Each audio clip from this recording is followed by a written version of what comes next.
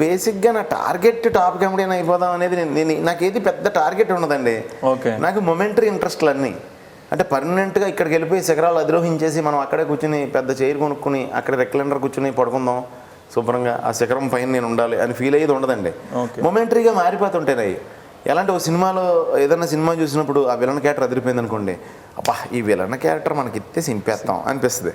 ఓ cinema చూస్తున్నప్పుడు ఏదైనా ఒక ఎమోషనల్ క్యారెక్టర్ సమస్యలతో బాధపడుతుంది నచ్చింది అనుకో హీరోది, అబ్బా ఈ క్యారెక్టర్ అయితే చింపేస్తాం మనం అని క్యారెక్టర్లను ఇష్టపడిపోయి అలా ట్రై చేస్తాం తప్ప లైఫ్లో అంటే ఒక యాంబిషన్ అనేది లేదండి. ఫ్యాక్ట్ అయితే ఓకే నాకు పర్మనెంట్ కానీ నా యాంబిషన్ ఇప్పుడు 6 ప్యాక్ చేయాలనేది ఒకటి వచ్చింది, అది చేయాలంటే చేస్తాను.